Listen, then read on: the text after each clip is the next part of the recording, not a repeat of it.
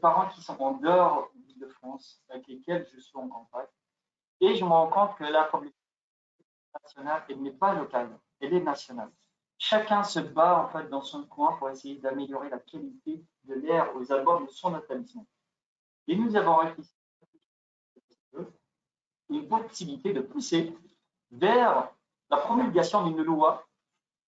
Les enfants ont le droit d'apprendre dans un environnement sain. L'air qu'ils respirent tient une place importante.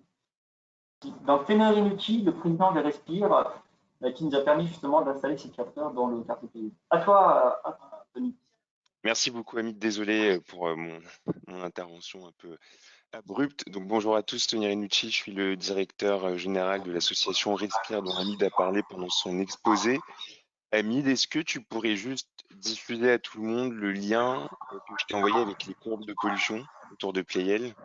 Voilà, donc pour vous faire un retour par rapport à ça et vous expliquer comment ça s'est passé. Donc sur Pleyel, il y a 5 microcapteurs qui ont été installés où on a regardé les données de PM2,5, c'est-à-dire les particules fines. Donc aux abords du carrefour Pleyel à Saint-Denis, ces capteurs ont été installés depuis le mois de juin. Tu peux descendre un petit peu la page, Annie. Donc juste pour vous expliquer un peu le process qu'on a mis en place, on a récupéré les données brutes issues des capteurs, on a lissé les données, on avait un problème d'émission sur un des capteurs, il y avait des valeurs qui parfois n'étaient pas toujours fiables, notamment à cause de l'humidité.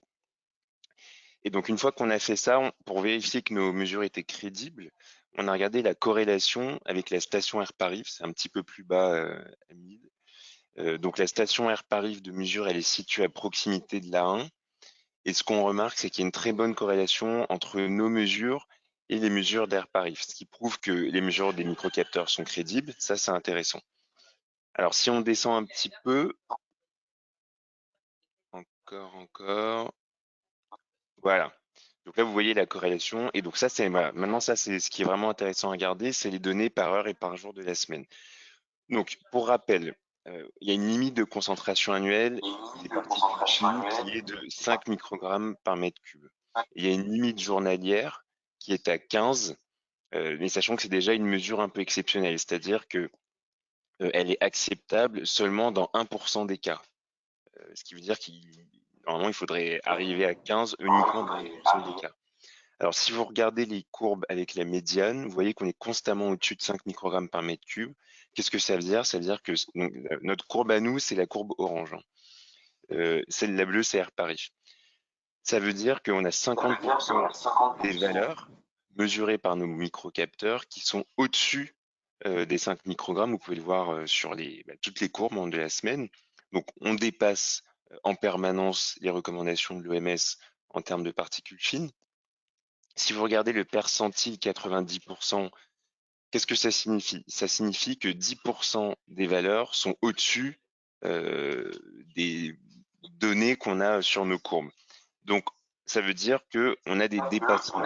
Et en fait, on préfère vous montrer ça plutôt que la moyenne, parce que la moyenne, c'est trompeur, on ne voit pas les dépassements. Là, vous savez que 10% des valeurs sont au-dessus d'une donnée.